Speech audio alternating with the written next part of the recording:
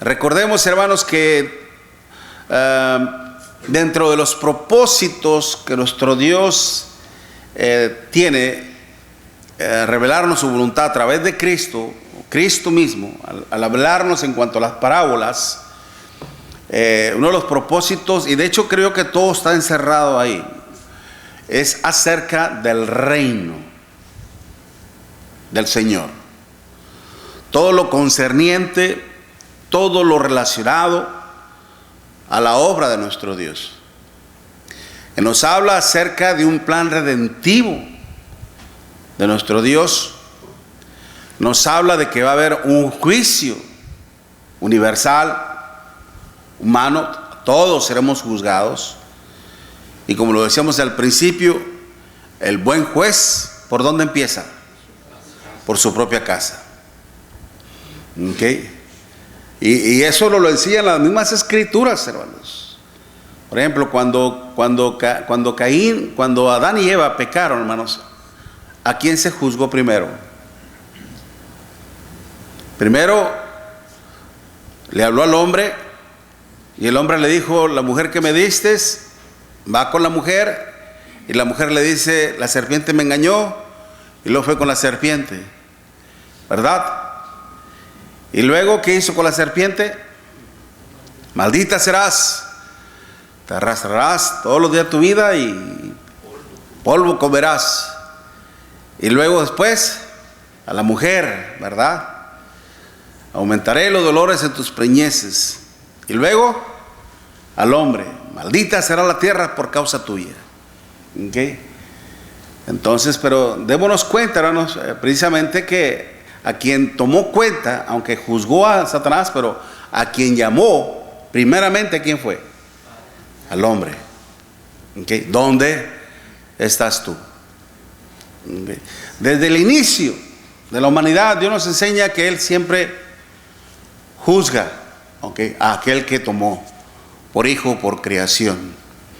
Por eso nos enseña eso, tanto el plan redentivo de nuestro Dios, su juicio venidero, también, hermanos, todos los misterios relacionados que iban a suscitarse en el reino de nuestro Dios. Y esto es lo que estamos viendo precisamente también en la parábola acerca de este sabio e inteligente administrador, allá en Lucas capítulo 16. La semana pasada estuvimos hablando precisamente, hermanos, estuvimos leyendo todo lo concerniente a ello, de la labor de este mayordomo. Decíamos mayordomo, hermanos, oikonomía, y es la palabra que se empleó. Anteriormente dije que se escribió como le dije, que en el original en griego. Déjeme ratifico, acordémonos, se escribió en hebreo, ¿okay? O déjeme corrijo más bien, se escribió en hebreo, pero se tradujo al griego, ¿okay?, por 70 judíos. Por eso tenemos el interlineal griego. Entonces, esa palabra oikonomía, esa palabra se deriva de la palabra economía, ¿okay? Oikonomía, que implica un administrador de bienes.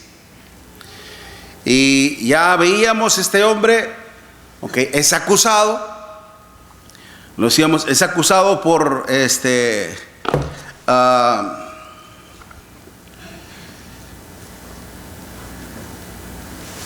por sus, de alguna manera,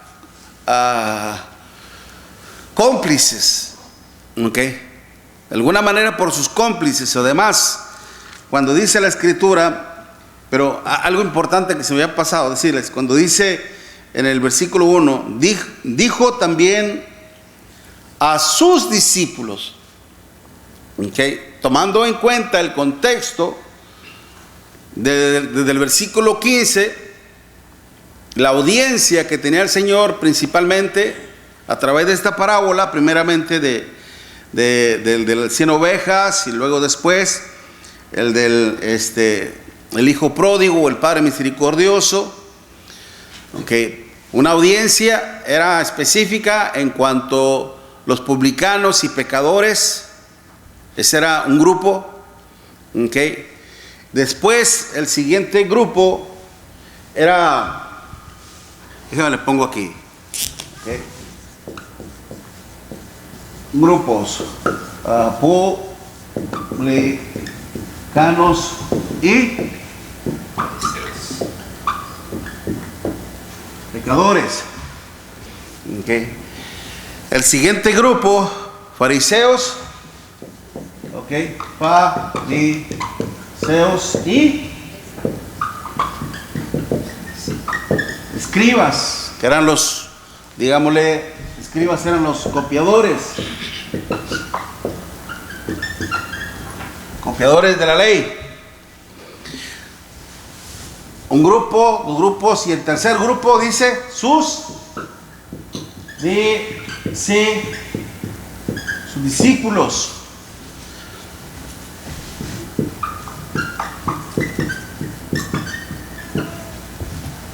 Matetes es la palabra que se tradujo al griego. Okay. Y es un término general, neutro, en el sentido de que tanto hermanos, tanto como hermanas. Okay. Recuerda que un discípulo es un aprendiz. Eso es lo que significa un matetes, un aprendiz constante. Es aquel que está aprendiendo constantemente de su maestro. ¿Me explico? Okay. Entonces, eso es lo que significa la palabra discípulos, matetes. Y esa es la tercera audiencia. Cuando dijo entonces a sus discípulos, era una enseñanza específicamente para ellos. O sea, ¿cómo es que el Señor todavía tenía discípulos si todavía la iglesia no estaba siendo establecida? El otro día platicamos acerca de eso. ¿Ok? ¿Qué discípulos tenía el Señor? ¿Cuáles eran los seguidores? Apóstoles, ¿verdad? Ponémosle aquí a apóstoles. ¿Quién más?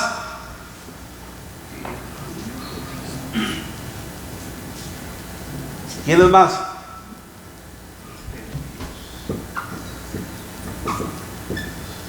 Judíos. Ok, judíos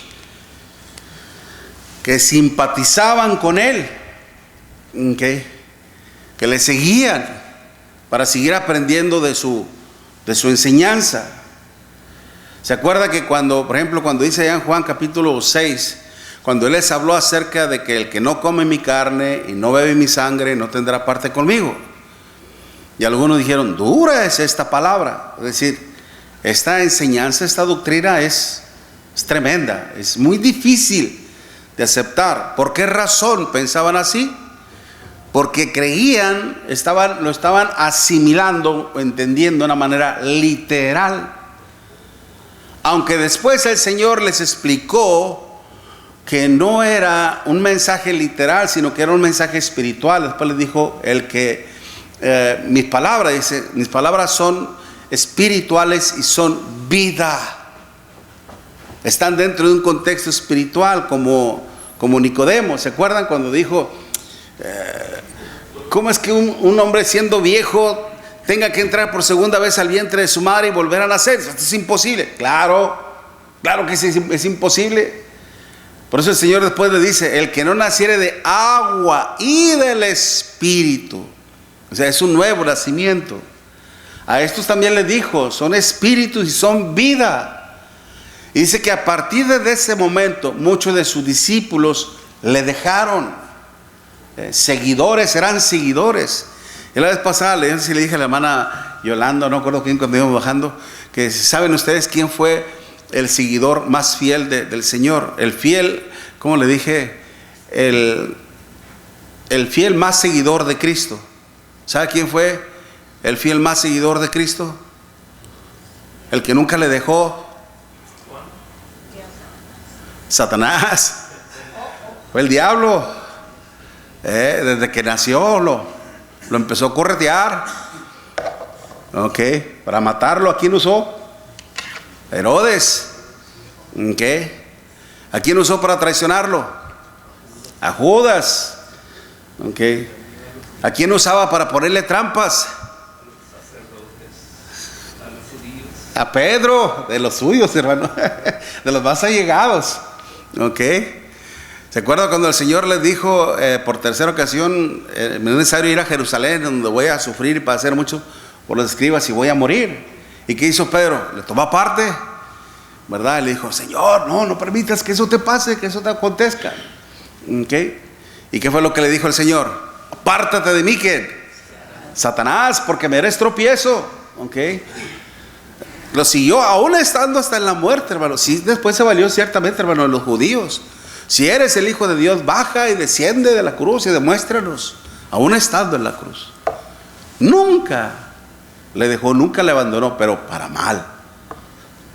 Para mal. Ok. Entonces, es muy diferente. Por supuesto que es una gran diferencia en esto. Ok. Sin embargo, ciertamente habían discípulos que seguían al Señor, hermanos. Más aún la iglesia todavía no estaba establecida. La iglesia sería establecida una vez que se predicara por primera vez el Evangelio. Cuando dice el profeta Joel precisamente que iba a venir con poder. ¿Okay? Una vez que se predicara, hermanos, se iban a convertir como 3,000 personas y daría inicio la iglesia del Señor. ¿Okay? Por eso, aún así, había discípulos. Por eso dijo también a sus discípulos, y él les habla de un hombre rico. Ciertamente el hombre rico, hermanos, hace relación a nuestro Señor Jesucristo. Okay. Cristo, el Señor, hablando en términos espirituales, okay, como dice segunda de Corintios capítulo 8 versículo 9. Okay. Segunda de Corintios capítulo 8 versículo 9 dice, porque ya conocéis la gracia de nuestro Señor Jesucristo, que por amor a vosotros se hizo pobre, siendo que, léalo, hermanos, segunda de Corintios capítulo 8 versículo 9. ¿Quién lo tiene? Y puede dar lectura. Ya conocen la gracia de nuestro Señor Jesucristo, que aunque era rico por causa de ustedes, se hizo pobre, para que mediante su pobreza ustedes llegaran a ser ricos. Amén. Ok. Entonces, este mayordomo lo que tenía que hacer era administrar, okay, es decir, organizar, tener totalmente todo organizado, okay, y distribuido, los bienes que no eran de él, pero aún así se lo confiscaron o se los entregaron porque había obtenido una total confianza. Para que un administrador, hermanos, para que una persona pudiese llegar a ese trabajo, no solamente se requería conocimiento en cuanto a matemáticas, etcétera, etcétera, sino que también tenía que tener el valor de la moralidad en cuanto al prestigio, la honorabilidad, la lealtad, la confianza. Es como cuando un banquero, hermanos, el dueño del banco se da cuenta de que hay un desfalco, y se logra descubrir al delincuente o al que defraudó, al que robó, se le pide cuentas, ¿no? Y esta persona, supongamos que se arrepiente, le dice, sí, yo fui, estaba en un apuro, tenía enfermo a mi hijo, a mi esposa, etcétera, etcétera. Y el dueño del banco le dice, bueno, para no complicarte más la vida, dado que nos has traído evidencia de que tu esposa está en el hospital y esto y el otro, está bien, te vamos a perdonar, no te vamos a meter a la cárcel. Gracias. ¿Puedo continuar el trabajo? No, ya no. ¿Por qué? Porque has perdido ¿qué? La confiabilidad. Se pierde. Para construir la confianza, hermanos, hay que trabajar mucho. La confianza, hermanos, se logra trabajando mucho, aunque haciendo muchos méritos, escalones. Pero una vez que se pierde la confianza, en un instante, se derrumba todo. ¿Okay? ¿Qué hay que hacer? ¿Okay? Volver a construir. ¿Okay? Por eso hay enseñanzas muy importantes, hermanos, a través de esta parábola.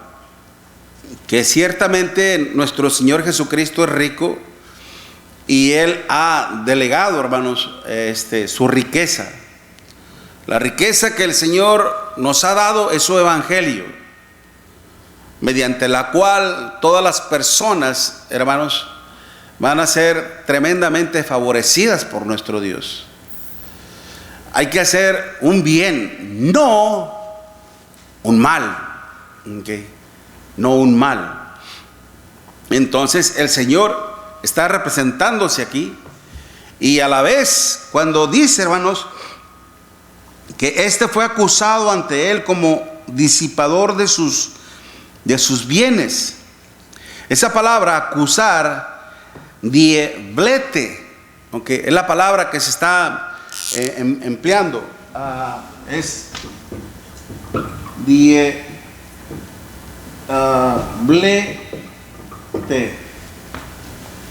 De esa palabra dieblete proviene lo que es la palabra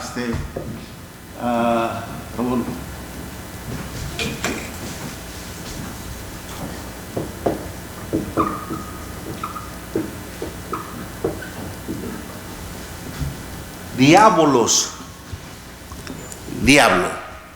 Eso es lo que significa la palabra diablo, hermano. Significa un acusador. ¿Ok? Un acusador. ¿Quiénes fueron los que acusaron a este hombre? Cuando dice que, y este fue acusado ante él como disipador de sus bienes, entonces le llamó y le dijo: ¿qué es esto que oigo acerca de ti? Da cuenta de tu mayordomía, porque ya no podrás ser más mayordomo. ¿Okay? Entonces, sencillamente fue acusado por las personas, hermanos, mediante las cuales ya se hace, podría ser mediante aquellos que descubrieron su maldad, como también los que colaboraban dentro de esa maldad. El punto principal es de que fue acusado. Nosotros vamos a tener, hermanos, en el día del juicio, vamos a tener un acusador, y ese acusador va a ser el diablo. ¿Ok?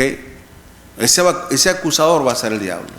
Ojalá que en ese día nuestro enemigo, el diablo, el acusador, hermanos, al menos en mi persona, le diga al Señor: ese chaparrito gordito que se llama Miguel, ese me pertenece, ese es mío.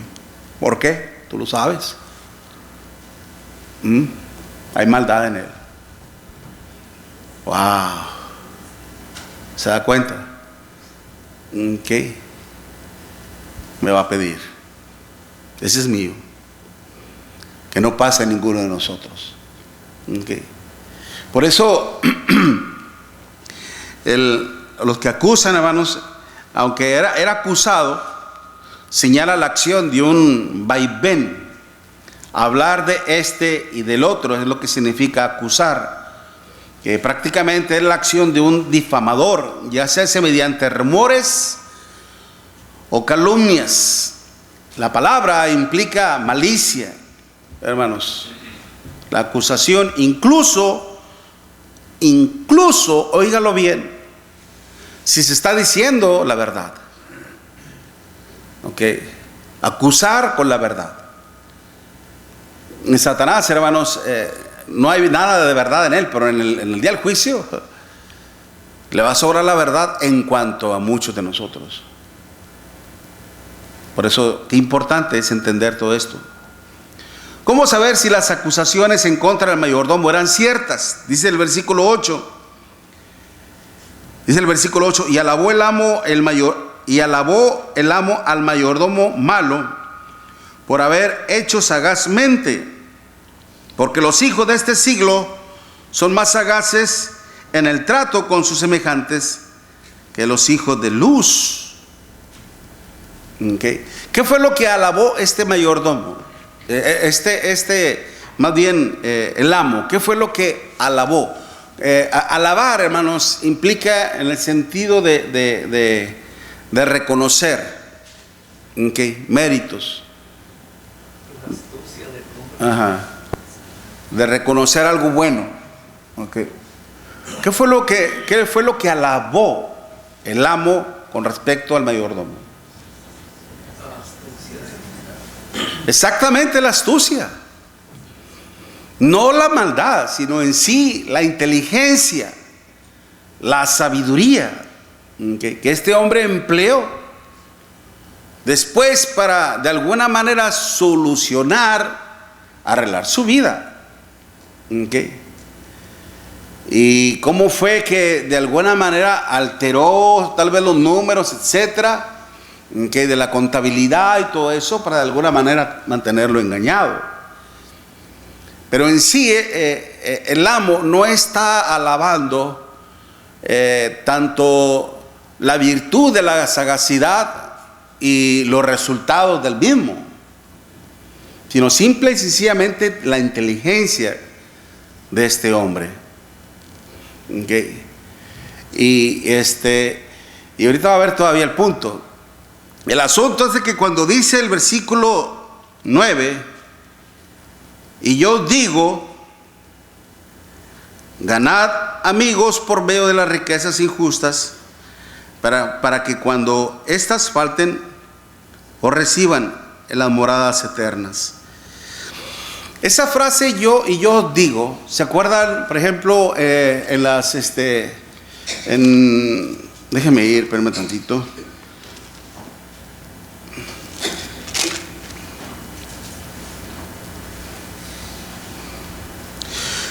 Por ejemplo, en Mateo capítulo 5,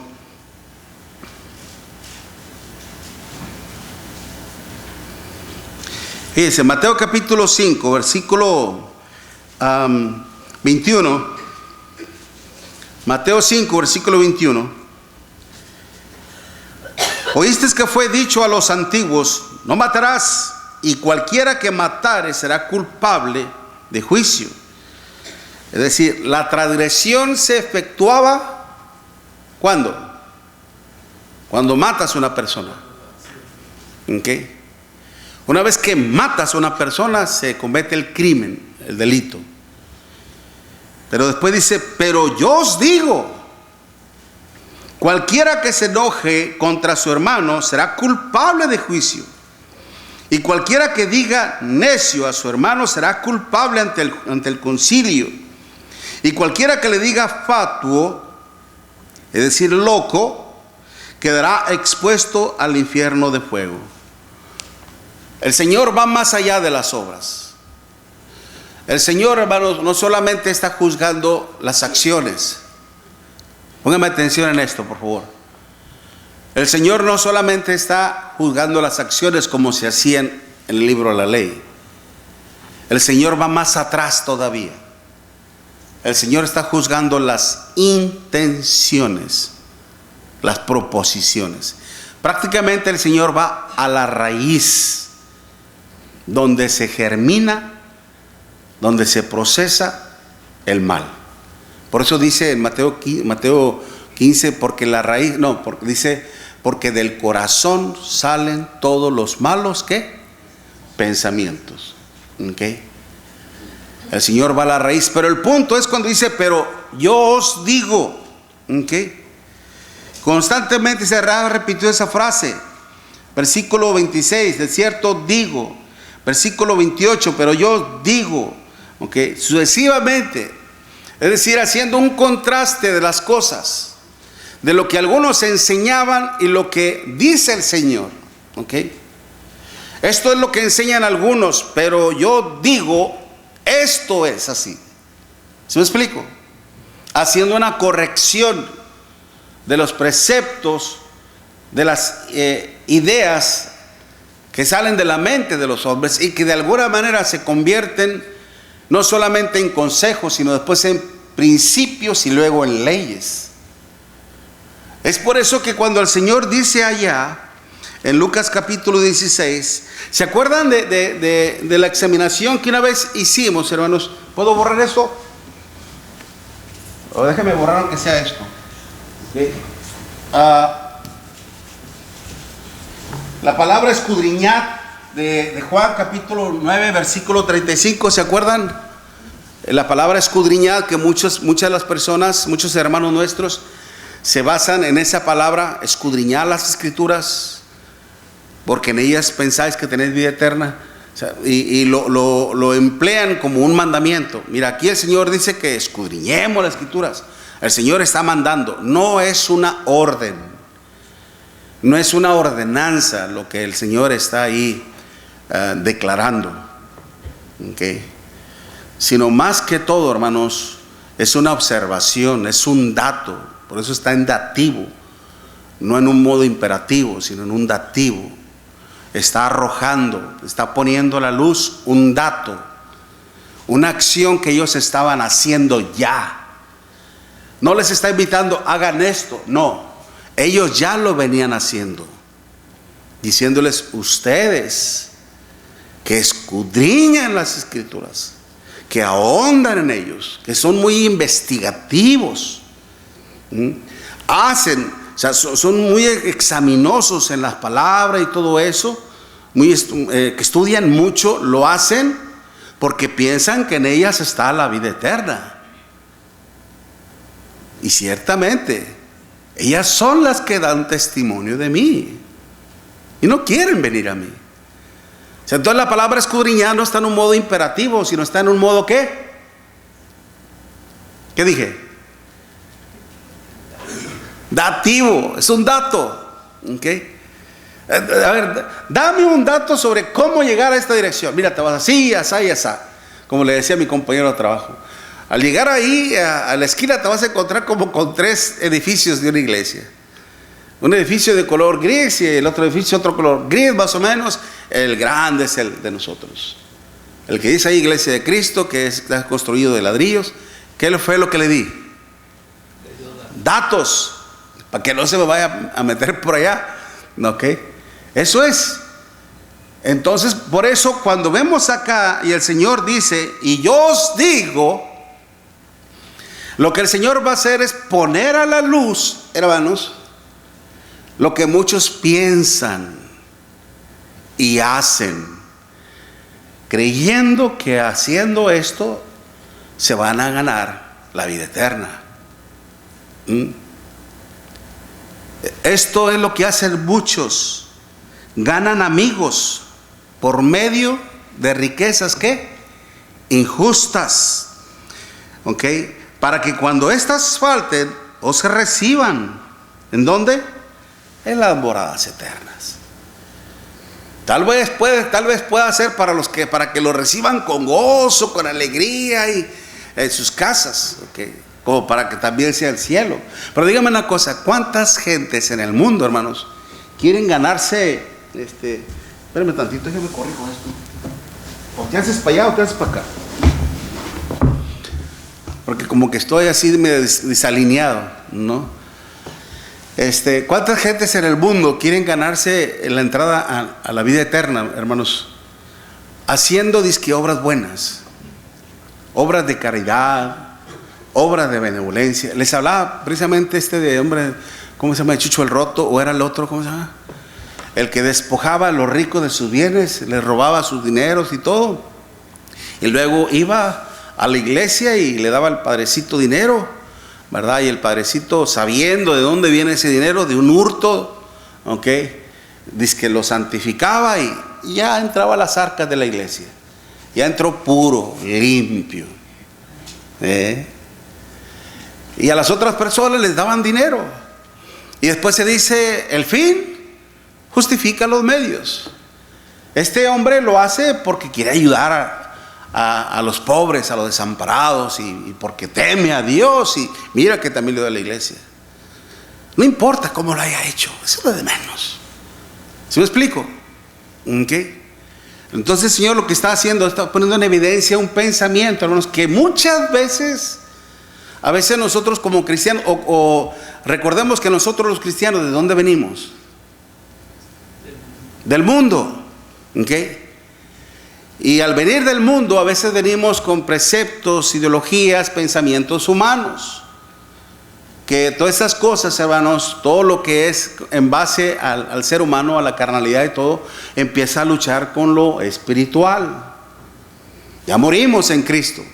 Se cortó esa línea, se cortó el ombligo, como quien dice. ¿Okay? Paz. Ya nos desprendimos del mundo. Ahora estamos unidos, ¿a quién? A Cristo. Y es por eso que ahora debemos de pensar como Cristo. 1 Corintios capítulo 2. Nosotros ahora tenemos la mente de Cristo. ¿Qué significa eso, tener la mente de Cristo? Pensar como Cristo piensa. ¿Qué más? Dice, pensar, actuar como Cristo. Muy bien, hermano. ¿Qué más? Hablar como Cristo. Vivir como Cristo. ¿Se acuerdan de ese himno que dicen: oh, si yo quiero vivir con Cristo, oh, si yo quiero. Lo cantamos así, ¿verdad? ¿Por qué lo metimos así? Porque no queremos morir, ¿verdad? Andar con Cristo, qué padre. Vivir con Cristo, qué padre. Morir con Cristo. Ya. Ahí les sacamos la vuelta. Okay. Pero precisamente, hermanos, estas grandes lecciones que vemos entonces, lo que nos enseña que este hombre fue descubierto. Este hombre fue descubierto por su amo. Ya sea que haya sido acusado por X, por Z, por Y, lo que usted quiera. Okay. El punto es de que el amo se dio cuenta de su fraude. ¿Qué nos enseña esto? ¿Qué nos enseña esto, hermanos? Nuestra maldad, óigalo bien, nuestra maldad, tarde o temprano, nos va a alcanzar. Tarde o temprano, hermanos, nos va a alcanzar. Y vamos a sufrir las consecuencias. Es como aquel que le da gusto a la hilacha. ¿Ok? Y de repente empieza a ir al baño y empieza a ver cosas raras. Ya tener problemas en la orina, etcétera, etcétera. Problemas. Se le hace un análisis en la sangre y sale con que tenemos problemas con el hígado. ¿Sabes qué? Tienes cirrosis. ¿A consecuencia de qué? ¿Sabes que detectamos principios de cáncer en los pulmones? Como hay gente a veces, hermanos, que van con el tanquecito del oxígeno y van fumando, ¿verdad? Que ese vicio también es durísimo, hermanos. ¿Ok? Es durísimo. Las consecuencias del pecado. Una vida de sexualidad libre, hermanos. Yo a veces así cuando platico con mis compañeras de trabajo, les digo: ten mucho cuidado, mija. Eres muy bonita, eres muy inteligente, pero cuídate. La única persona que te va a apreciar, te va a valorar, te va a querer, eres tú misma. Tú misma. Valórate. Porque hay muchas maldad en el mundo, hermanos. ¿Ok? Y es por eso que las consecuencias son terribles. El pecado tarde o que temprano nos va a alcanzar. ¿Se acuerdan de aquella historia en Números capítulo 32? Cuando el pueblo de Israel, hermanos, estaba entrando a la tierra prometida, que iban a tener que luchar para poder entrar a Israel y establecerse y agarrar cada quien, se les iba a repartir su heredad.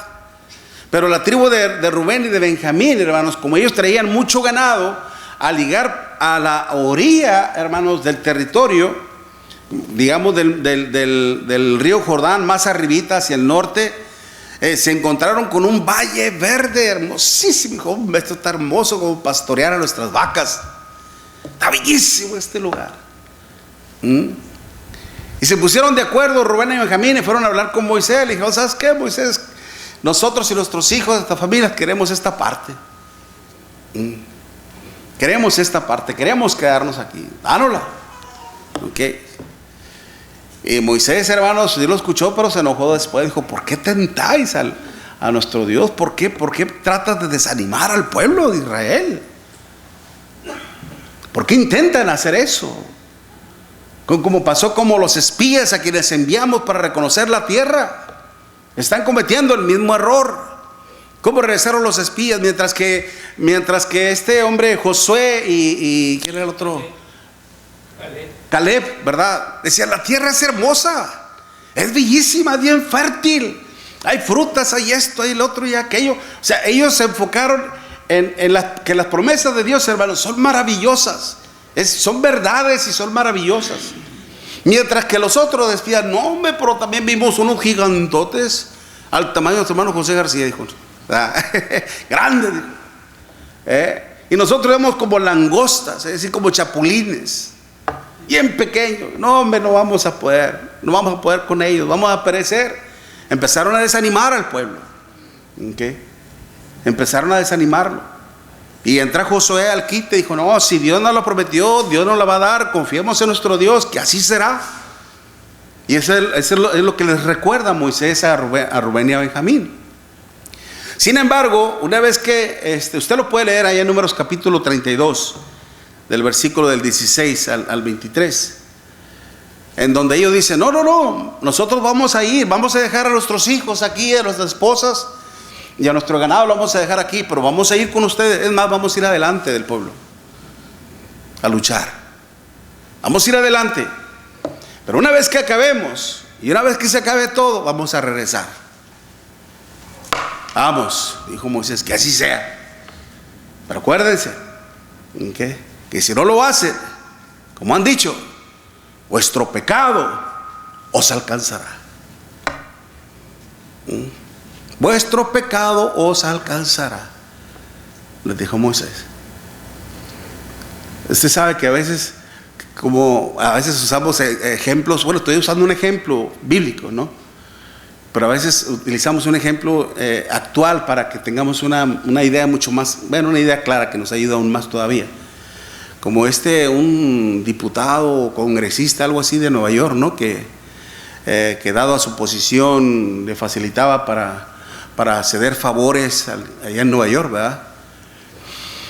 Favores a otros industriales, a los árabes y esto y lo otro, y le dieron mucho dinero y un carrito de no sé qué año, esos Mercedes-Benz y no sé cuántas cosas. Y los que los acusaban decían, este hombre tiene un salario que el gobierno le da y que no le provee el salario del gobierno, no le permite que él tenga mucha riqueza. ¿De dónde salió toda esta riqueza? Pues es obvio, salió culpable. Su pecado lo alcanzó. O aquel ciclista, hermanos, que hizo récord, compitió, ¿verdad? Y ganaba todas. Y al final se dieron cuenta de que este hombre se había dopado. ¿Y qué hicieron con todas sus medallas? Todo ese reconocimiento que el hombre tenía, todo su récord, ¡fum!, se lo quitaron todo. Su pecado lo alcanzó. ¿Okay? Este hombre fue alcanzado por su pecado e iba a sufrir las consecuencias. Y en lo mismo también nosotros, hermanos. Muchas veces pensamos que podemos engañar a Dios. No erréis, Dios no puede ser burlado. Todo lo que el hombre sembrare, eso también segará. ¿Okay? Por eso, qué importante es precisamente saber, hermanos, que Dios nunca tendrá por inocente al que es culpable. Nahum capítulo 1 versículo 3. Dios nunca tomará por inocente a aquel que es culpable. Lo juzgó y lo castigó. Y sobre todo, Dios a ira se enoja cuando decimos, le queremos ver la cara. Dios no puede ser engañado. Admitamos esto, hermanos. Y uno de los peores defectos del hombre, hermanos, ¿sabe cuál es? Lea conmigo en Proverbios. Proverbios, no, pues ya tengo ya el relojote, ya me pusieron un reloj bien grandote, ya, ¿no? Para que no me pierda. Casi ni lo veo. Yo pues atrás bien ciego entonces, ¿no? Okay. Vaya conmigo a Proverbios. Lean todos, hermanos. Proverbios capítulo 11.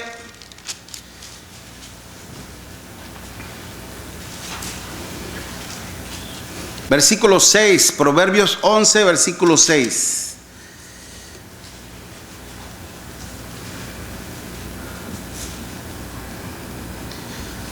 ¿Qué dice, hermanos? ¿Quién lo tiene? La justicia de los rectos los librará, mas los pecadores serán atrapados en su pecado. Dice, la justicia de los rectos lo librará. ¿De qué? La justicia de los rectos lo librará. ¿De qué? Acuérdense Romanos 1, versículos 16 y 17, versículo 17, porque en el Evangelio la justicia de Dios se revela por fe y para fe, pues como está escrito, mas el justo por la fe vivirá. Entonces nos va a librar de que de la muerte, ¿okay? Y del pecado que nos asedia constantemente. Mas los pecadores serán atrapados. ¿En dónde? Y fíjense lo que dice: en su pecado. No en el pecado de los demás, no en los pecados de alguien más, que de Adán y de Eva y etc. No, nada de eso. Será atrapado en su propio pecado. ¿Sabe usted por qué las arañas nunca caen cautivas en su propia telaraña?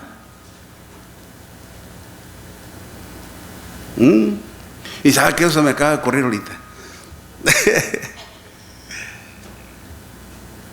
¿Con qué arte, inteligencia, hermano, sagacidad, la naturaleza del Spider? A mí me encanta mucho el Spider-Man. Bueno, es otra cosa.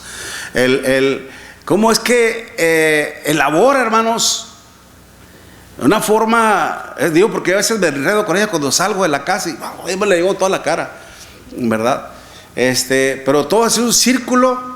Y el otro día vi que desde la casa al árbol lo hicieron. Todos los bichos que se mueven en la oscuridad, hermanos, pum, ahí caen, paz. Y llega la arañita nada más y la envuelve y lo almacena. Y lo va sobre el otro y lo almacena. Va sobre el otro y lo almacena. Y después a comer se ha dicho. Todos los líquidos, todos los ácidos, bien rico. Y luego ya se va a dormir. Ahí deja la telaraña. Y a veces los pájaros se encargan de ellos, van volando, ¡fum!, se la llevan y todo. ¿Ok? Pero en sí, el punto es, hermanos, ella sabe en dónde está el peligro. Nunca va a ser víctima de su propia telaraña. Ella sabe dónde está el peligro. Nosotros como cristianos, hermanos, por eso el punto aquí es ser sagaces. Ser sagaces. La inteligencia, la sabiduría nos la ha dado nuestro Dios, hermanos, para detectar el peligro. Detectar el peligro. Eso lo vamos a ver más adelantito. Por eso no pensemos, a veces, acuérdense lo que dice el profeta Jeremías en el capítulo 17, versículo 9. Engañoso es el corazón más que todas las cosas y perverso. ¿Okay? No permitamos que nuestros propios pensamientos, hermanos, nos engañen al tejer un sinfín de telarañas y luego ser víctimas de nosotros mismos. ¿Okay? Seremos víctimas de nuestra propia maldad. Su pecado lo va a alcanzar. ¿Okay? Por eso la codicia, hermanos, es uno de los grandes males. ¿Okay? Es uno de los peores defectos del hombre. En su codicia, dice algunas versiones, en su codicia será atrapado. ¿Okay? Aquí en esta versión de las Américas dice en su pecado, pero hay otra versión que dice en su avaricia. ¿Okay? Será atrapado. ¿Okay? Como lo fue, acordémonos, Judas Iscariote. Judas Iscariote fue atrapado por su propia codicia. La Escritura nos dice en 1 de Timoteo capítulo 6 versículo 9, la raíz de todos los males, ¿qué es? El amor al dinero. No es en sí el dinero, hermanos. El amor al dinero. ¿Sabía usted que los griegos tenían un dios, hermanos? A veces esta palabra se usa como para otras cosas, ¿no? Que en nuestro lenguaje hispano puede ser un lenguaje corrompido. ¿Okay? A veces nosotros nos cuidamos mucho de no usar palabras corrompidas, ¿no? Porque el Señor nos dice, ninguna palabra corrompida salga de vuestra boca, sino la que sea necesaria para la edificación. Pero hay palabras, hermanos, que tienen un trasfondo mucho más antiguo, más ambiguo, más antiguo. Y había un dios que formaba parte de la teología griega, se llamaba Mamón. Este dios es el dios de las riquezas, es el dios del dinero. ¿Okay? Es el dios del dinero. Por eso cuando Pablo dice la raíz de todos los males es el amor a Mamón, al dinero. ¿Okay? Que se perdieron mucho después. Como hoy en día, cuánta gente, hermanos, dicen, a mí me dijeron, mira Miguel, yo no voy a la iglesia nada porque mira, para mí esto es mi Dios, su dinero. ¿Lo sabes cuánta gente en el mundo tiene mucho más dinero que tú y están muriéndose por alguna enfermedad? Porque eso que dices tú no los puede sanar, no los puede aliviar, no los puede librar de la muerte. Okay. Sigamos, Dios mediante, hermanos, vamos a ver la aplicación ya en cuanto a los discípulos, que era lo que ellos tenían que entender en base a todo esto. ¿Okay? Dios mediante el próximo domingo. Se nos acabó el tiempo, hermanos. Dios los bendiga. Vamos a tomarnos un receso, un descanso. Luego rezamos a la adoración a nuestro Dios. Bendiciones, hermanos.